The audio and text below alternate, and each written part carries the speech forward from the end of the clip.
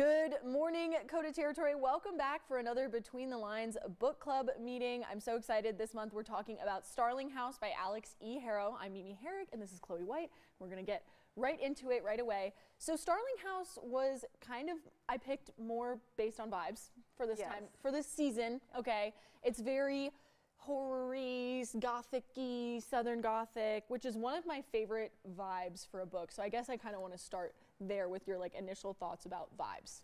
I love the vibes. I had a fun time. I felt cozy. I felt a little spooked. Yeah. It felt very October-y. Yes. So in terms of the weather here is just getting a little bit chilly. Listening to the audiobook of that, and then also, wearing a sweater, drinking some hot tea. It was the vibe. I 100% agree. I also loved the motif of the mist, because for all of everyone watching, I don't know about you, but I've been driving through a lot of fog recently here. It feels like the last 2 weeks, I felt like every time I was driving up here it was foggy, and I was like, ooh, the mist, it's gonna get me. But I also really liked the house and the setting of Eden, Kentucky. I think made a really great place for it. I want to start off with, where would you think you're rating this overall? I'm gonna give it a solid 4 stars. Okay. So for me, it was pretty high up there. I did really like it. I think the only thing that didn't make it 5 stars is that I don't know if I felt like there was a ton of plot. There wasn't a lack of plot, but there just wasn't as much as I typically expect in a book. But the vibes were so good. The prose was fantastic. I felt really immersed in the world. So yeah, so that's really all you can ask for. I have read this book before, so the reason I picked this was because I originally rated it 5 stars when I read it when it first came out in 2023. I would say now, after a reread, I'm going to have to bump it down to a 4.5, only because I think the reason I gave it 5 stars in 2023 was because I had never read a good gothic horror book before, besides obviously we all read Frankenstein and stuff in high school. But besides those classic ones, which are pretty beefy and dense, it was my first sort of contemporary gothic that I read, and I loved the vibes so much. It was 5 stars. I loved the relationship between Arthur and Opal. I thought that was interesting. And yeah, I know you had something you wanted to bring up about the Corvette. Yeah. So I want to let's go to the Corvette. This is my main burning issue with the book, and I do think this subtracted a solid quarter to a half star for me. Is that it's mentioned quite a few times in the book that our main character Opal was conceived and born in the back seat of a 1994 Corvette. I have a couple issues with that. And the first one is the 1994 Corvette did not have a back seat. It's not some special exception year where they're you know what, this time we're going to throw in a back seat on this one. And additionally, we know that Opal's birthday is October 10th of 93. And it's yeah, okay, if you're born in October, there is a chance her mom went out and splurged on a brand new shiny New Year model Corvette in October when they probably started going on sale, but there's no way that she would have been in January or February of 1993 she was conceived in the Corvette, which is not a huge issue, but as a car girl it pissed you off. Just a little bit of I can suspend the reality for the haunted house and the spooky waters and the mist and all that kind of stuff, right? But if you're going to talk about name brand dollar stores, I guess if you could call them name brands dollar stores, but stores and brands we have in real life, then it's kind of hard to you have to get the right car. That one little thing kind of I don't know, it really bugs me. See, I didn't even notice it because I don't know anything about cars. I was oh yes, back seat of a car, got it. But yeah, I really did kind of getting back into how we had to suspend disbelief a little bit. I liked how it was that low fantasy element where there are fantastical things happening in our world. I particularly loved the way that you start with the nightmares and the dreams, and then we talk about this really upsetting children's book, which that reminds me a lot of things like Coraline, being a children's book and also being horrifying. Have you read Coraline? I have. Scary, scary, scary, scary. And the movie is scary. And when I was little, it was horrifying, but I do get it because I was also extremely fascinated by stuff like that. I agree. It's been a really long time. I can't even remember the last time I've read a book that had so many contemporary real world elements and still had that fantasy. And that was part of the fun and excitement for me of, oh, it does start out like she's living a normal life. She's working at Tractor Supply. Yeah. Like we have one of those right up the road. And so starting with something very normal, very like real world, but then devolving essentially into a fairy tale felt very kind of Alice in Wonderland a bit. Yeah. And I really liked that. And it was refreshing and new for me. Yeah, I think another thing that I really loved is like the house as a character. I think that really added to the plot of it because when we think of a haunted house, or at least for me when I think of a haunted house, I think of like, you know, spirits possessing, opening your cabinets and moving your chairs and stuff like that. But for this one, I liked how the house had a personality. You know, like Arthur mentioned, oh, the house gave her the letter that my mom wrote, and the house is opening up for her. I can feel the house doing all these things. And I just really liked how it was like a character in the story, not just, ooh, haunted house because monsters. Yeah, spooky noises. I think it says a lot about the author's writing ability to not just make a house haunted because, you know, that's not difficult, but to make a house that feels spooky because it feels actually sentient. Yes. Because when the house, like, she'd say something of, like, the stupid house, and the house would make a noise and whatnot, like, the type of noise that would be described wasn't like, oh, you know, cabinet slammed or whatever. It was like soft groans or creaks or this or that. And it's like, oh, I can tell what emotion the house is having, which is spooky to be like, oh, the house is having emotions. The house is thinking and feeling big emotions. The house is having more emotions than like ChatGPT, and ChatGPT actually talks to people. Right, and it's kind of one of those things of you don't realize it's spooky until you start adding the other elements, right? So if like she wasn't having nightmares, if there wasn't mystery about the town and you know, a little bit of like, oh, historical death here and there, if you didn't know that other things were going on, especially with our main character, you'd just be like, man, that's a weird coincidence. That house is a little strange. Or, oh, a sentient house, okay, whatever. But then you add all of it in and you slowly realize that, nah, this is creepy. This is scary. I'm not gonna lie, I was like a little bit, I forgot about this from the last time I read it, but towards the end of the book when they're getting ready for all this underland stuff and they're seeing the beasts and they're fighting them, it's like, oh, I'm like actually like my heart's beating, like I'm a little bit anxious about this, and it feels like there's actually stakes, which I really appreciate.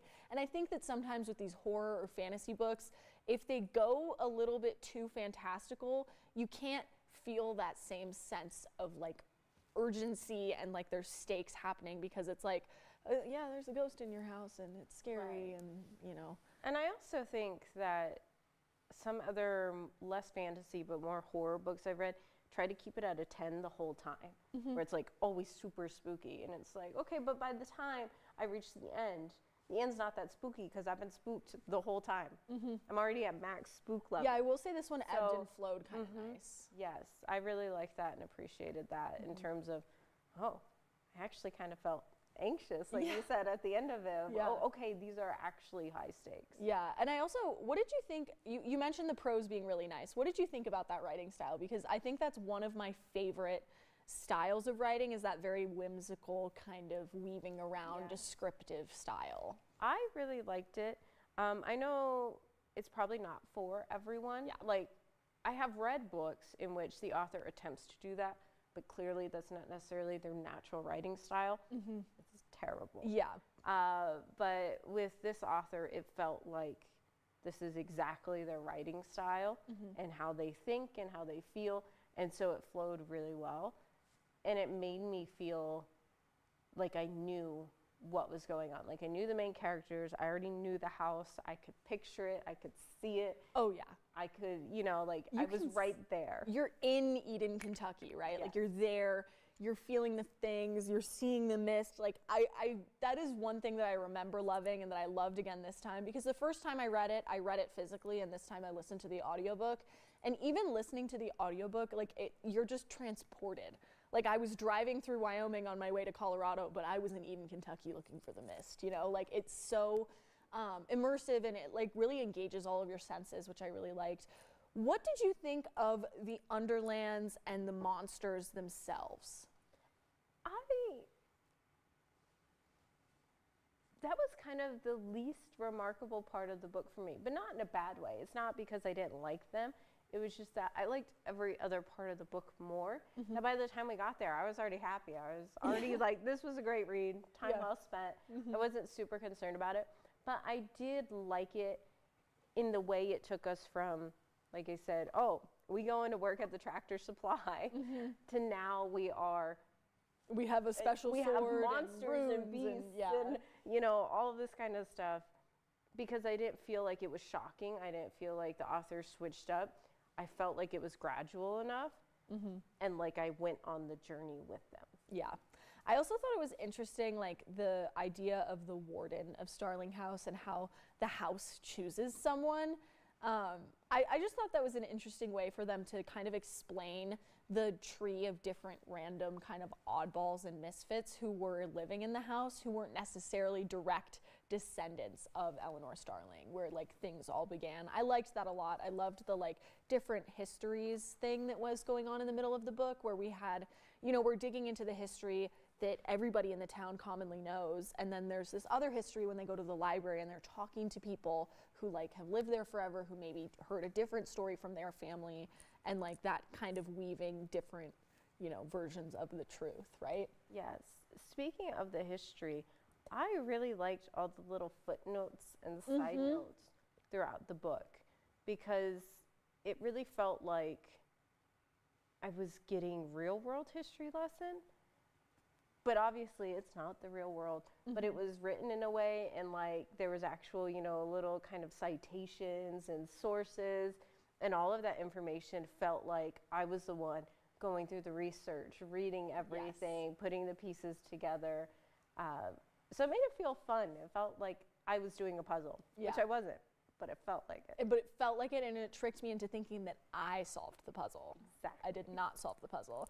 And then I guess going into sort of characters and stuff, starting with Opal, I liked her as a character, but I did feel like she was a bit one-dimensional. That's where I'm taking off that half point there, just because I feel like her whole thing pretty much the whole time was, I'm this rough and tumble, had a hard life person, and I don't need help from anybody, and she does it almost to a fault, which I know is the point probably of her character, but it just felt like there was really not a lot else to her besides being like, I'll do anything to survive and everything for my little brother, you know? Yeah, I agree with you. I think you're really spot on with that. I think it didn't bother me a ton, mostly because I didn't find her annoying. Yeah, no, if I found her annoying, then I'd be really upset that it was kind of tropey in terms of her character build, but it didn't bother me because I liked her, and I thought it fit. Now, her brother, I do not like her brother, and I'll be honest, I think the book would have been just fine if he did not exist. Yeah, I will say, like, the brother as a motivator and that family thing as a motivator is really great for Opal's character to like have something to care about, but I do agree that Jasper was just kind of annoying. Like, he was a nuisance to the story. He never, in most of the scenes that he was in, I didn't feel like he was progressing really anything besides giving Opal something to want to care for. Yeah, I thought that a lot of the times that he came up in scenes, or she interacted with him, or we saw him, it was like, oh, he's just a reminder that she has a brother and that she needs to care about him. It didn't feel necessarily like the emotions between the two didn't really feel genuine. Yeah. And like you said, he didn't develop, he didn't really push anything forward. So it was just like, oh, here's another reminder she has something to care about. Yeah, by the way. So I think maybe the author could have found something else. Yeah, I think that it's good that she had some kind of family to give her like that motivator, because I do think her character generally needed something like that to like really make her like have a motivation throughout the story of like why she's going to the haunted house, right? But I do think that like she needed something, but Jasper just wasn't like the perfect thing. Like it could have been Bev, it could have been Charlotte, it could have been any of these other people. It could have been the cat. It could have been the cat. Yeah, it could have been the cat. Fine with that. Yeah, I would have accepted that as well. And I felt like the emotions between Opal and Arthur were more like, you could see why there was something there and why that like ended up being like a romance subplot in this. Now, I don't necessarily think that the romance subplot was necessary in this story. Like I would have been happy just with them ending up as friends or like whatever, but what do you think about adding that romance subplot to kind of, you know, complicate their relationship? I loved it. Yeah, I am a romance girly at heart. Big into Hallmark movies, kind of romance. Oh girly. yeah. So for me, it's always, even if there's not romance, even if it didn't like evolve, I still would have been like, that's cute. They got romance. Because there's the banter and the way Arthur, you know, yes, he fits some like kind of tropey stuff too, but the actions he does, right? The truck, the coat, making her lunch, only getting a phone to give her his phone number. Like all of that stuff is just so cute. You can't not like it. Yeah. And I think their characters worked really well together. And I felt like those emotions were genuine. And I think when interacting with Arthur, Opal felt like more a full real person. Yeah, I definitely agree with that. I think, you know, I liked Arthur as a character. I think he was honestly a little bit less one-dimensional than Opal was. I found him to be a little bit more complex, just because beyond wanting to be the last warden of Starling House, he had more to him of, I tried another life, and, you know, my parents, and like there just was a little bit more happening there than with Opal, who like I felt like just had one thing. There was more things for him, but maybe, I don't know if I'm just biased because we weren't in his head. Yeah, I think switching the perspectives, you know, going back and forth between Opal and his perspective, it was a bit jarring that Opal, we were in her head, right? And we weren't in his. Yeah, that was really strange. We're changing like the view of the world, and we're changing character perspective. A little strange in terms of actual writing choices. Strange for sure. I didn't not like it. Right. Because it did make Opal's like POV seem more like, what is it called? Omniscient? Yes. Omniscient? No, omniscient would be like overhead, like broad. Okay, so, like, okay. His would be. Because hers was first person, it felt like his was third person omniscient. Just based on the fact that like we were in her head and then all of a sudden we're not.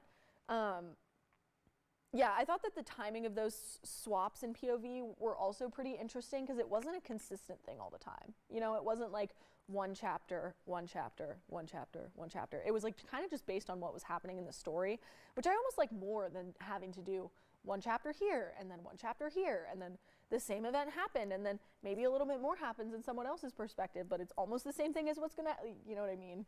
This book didn't have the one thing that a lot of books I've read recently with more than one POV have had, which is they have one main character, they tell the story, and then they end a chapter on a cliffhanger.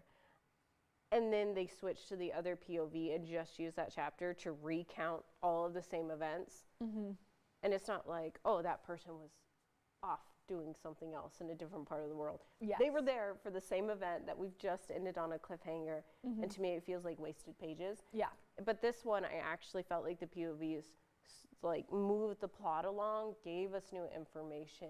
It wasn't just a retelling of what I've already read. Yeah, I definitely really appreciated that. I guess that's pretty much all I have to say about this one. It was really good. I liked it. I guess we should talk about next month's book. Yes. So next month's book, we are reading The Bewitched by Sylvia Moreno Garcia. And I actually got recommended this book when I was in DC last week. I went to like a local bookstore and I was like, hey, I'm looking for something that you could read with like a book club that's kind of fantasy. It doesn't necessarily have to be super high fantasy. It could be low fantasy. And she was like, I have the thing for you. It has witches, it has independent women. And I was like, okay, so this is what I'm hearing is good. And it just came out too. So I'm sure it'll be a good read because Sylvia Moreno Garcia, I was looking at it, she has another book called Mexican Gothic, which was like a New York Times bestseller when it came out. So I'm just hoping that New York Times bestselling list is not failing us. Yes, hopefully. Plus, we haven't done witches, and I know that it's like ending Halloween, okay? But like, we didn't do witches, so we have to do witches. Right. Like, it's that time of year we have to do fall. Witches. And we'll be meeting for that the Wednesday before Thanksgiving. So I know everyone is going to be there listening to us on Facebook Live, obviously, on the Wednesday morning before Thanksgiving, because you totally don't have better things to do. But that's really it for me. Do you have anything you want to say? I don't. All right. Thank you so much for joining us here. We'll see you right back here next month for another Between the Lines book club.